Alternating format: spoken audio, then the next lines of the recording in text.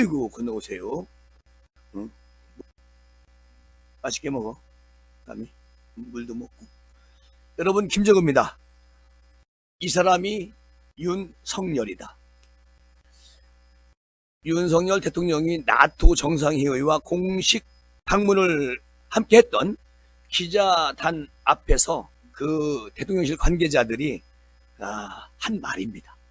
예정대로라면 귀국 준비가 한창이었을 때인데 당초 윤 대통령은 나토 정상회의와 폴란드 공식 방문을 위해서 10일부터 15일까지 406일간 순방을 할 예정이었기 때문에 이제 말을 바꿔야 되는 거 아니겠습니까? 이때 조태용 안보실장과 김태효 안보실 1차장, 김은혜 홍보수석 등이 폴란드 바르샤바에 마련된 현지 프레스센터에서 들어가자마자 이런 얘기를 한 것입니다. 기자들은 놀랬죠.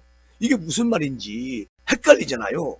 당장 기자들이 거기서 웅성웅성대고 뭐 그렇게 이제 분위기가 흘러갔겠죠. 그런데 순방 결산 브리핑을 염두에 두고 있던 기자들한테 노트북을 닫으라고 얘기합니다. 노트북을 닫아주세요. 그래서 기자들이 웅성웅성대고 이게 무슨 일이 벌어졌나 엄청난 걱정을 했다는 겁니다. 한국 기자가 아닌 분 계십니까? 라고 또 묻습니다. 김은혜 홍보수석이. 같은 얘기가 먼저 들려와선데 브리핑 내용을 노트북으로 받아쳐서 외부로 연락하는 경우 그것을 막기 위한 조치 아니었겠습니까? 곧 이어서 한 고위직 당국자는 이런 말을 하지요. 지금부터 녹음도 안 됩니다.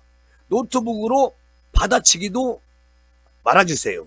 지금 내용들 국내의 특정 메신저를 통해 가지고 알리는 것도 하지 말아주십시오. 자, 분위기가 어떻게 되겠습니까? 당혹스러워지죠. 그리고 기자단이 이것을 이제 이해를 하면서 수긍을 하기 시작합니다. 그러니까 고위 관계자가 단상에 올라오지요. 그래가지고 천만이가 방문 일정이 마지막 날인데 또 한 가지 방문 일정이 생겼다는 말씀을 공유하기 위해서 이 자리에 나왔습니다. 그러면서 대한민국의 국익을 위해서 이번 일은 아주 특별하게 지금부터 엠바고를 풀 때까지 철저하게 지켜주시기를 바랍니다. 절대로 사내에서도 보안이 지킬 수 있도록 각별히 협조를 구하는 말씀을 드립니다. 자, 이렇게 얘기를 합니다. 기자들한테 특종이죠. 이것이 자, 곧 이어서 나온 얘기가 앞으로 바르샤바 현지에서 2박을 더 하셔야 될 것 같다. 우리 윤 대통령님이 국가 원수 신변이 걸려 있는 그런 안보에 대한 문제이니까 오늘까지만 외부의 연락 말고 버텨 주십시오. 윤 대통령의 우크라이나 방문 계획이 처음 알려지는 순간입니다. 대한민국 기자들 훌륭합니다. 애국자예요. 끝까지 여기서는 알리지 않았습니다. 이때 요 시간이 14일 오후 2시 30분입니다. 자, 윤 대통령님이 바르샤바에서 연설을 마치고 우크라이나 출발한 시간이 오후 4시 40분입니다. 그런데 2시 30분에 기자들에게 이야기를 했는데 자, 전격적인 방문은 130여 분 정도 남긴 시점이었어요. 이후에도 당국자들의 그 당부는 계속 이어지고 있습니다. 누구한테? 기자들한테. 국제 전화, 유선 전화 위험합니다. 그리고 꼭 필요한 한두 사람에게는 위적인 언어로 통신을 해달라.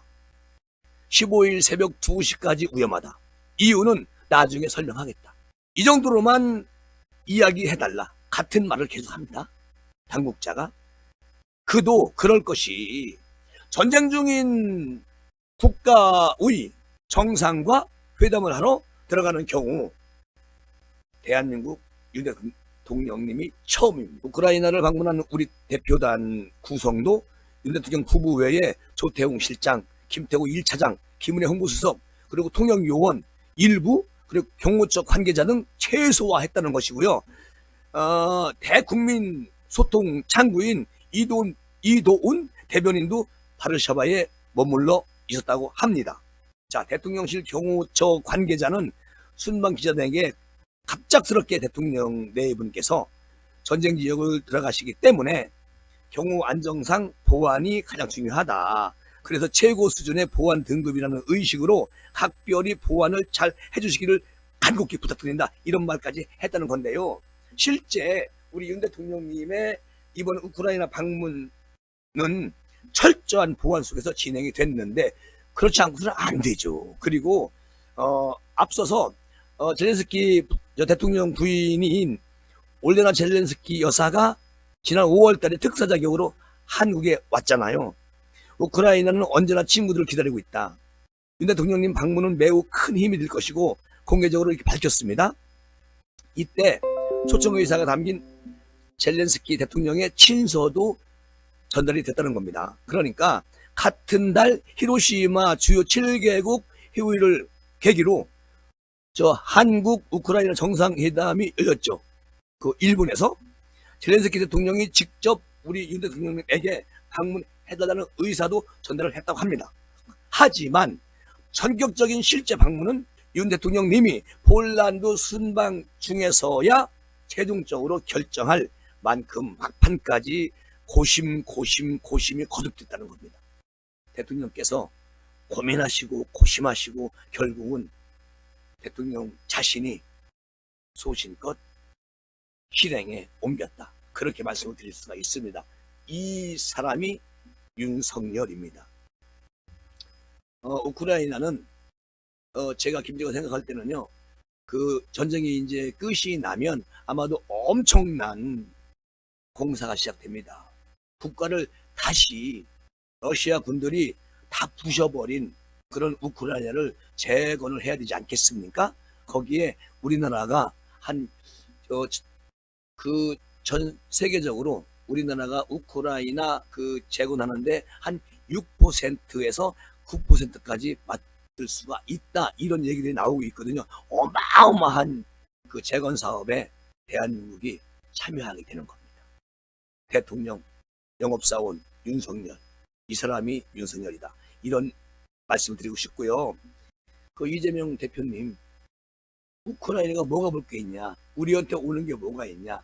그 나라는 그냥 아무것도 황무지다. 그런 나라를 우리가 왜 도와주니? 그리고 왜 가니? 러시아한테 혼날 거냐? 이런 식으로 비하해가지고 말했잖아요. 그래 그만큼 그 미래의 안목이 전혀 없는 그런 야당 대표하고 또 야당 오염수 가지고 지금까지 노래 부르는 사람들 정신모에 나갔다는 겁니다. 이건 아니지요. 윤 대통령의 우크라이나 방문은 규칙에 기반을 둔 국제 질서를 수요하는 그런 나토 파트너들과 대한국의 연대를 보여준 것 아니냐. 그러니까 우크라이나 내에 군사 지원하는 그런 나토 국가들을 뒷받침하기 위한 무기 판매, 전후 인프라 재건 계획에 포함된다.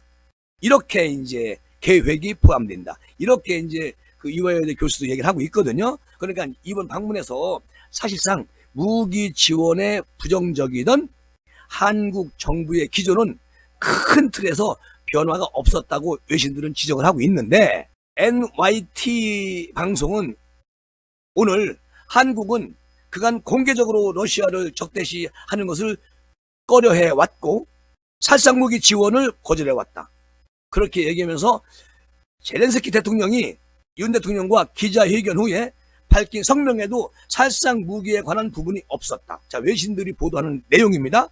그리고 한국의 입장은 바뀌지 않은 것 같지만 하면서 외신 보도가 윤 대통령의 방문 자체는 주목할 만한 지지의 표시라고 평가합니다. 그러니까 얼만큼 우리 대통령님이 전 세계인들에게 추앙받는 이런 대통령이 대한민국에 있었습니까? 저는 그런 윤석열 대통령님이 이 나라의 대통령으로 일을 하시기 때문에 희망이 보인다. 나는 우리 미래 세대들에게도 저는 분명히 희망이 있다고 심어주고 싶습니다. 그렇게 희망을 하면서 이 시간 마무리하겠습니다. 지금까지 김재구였습니다.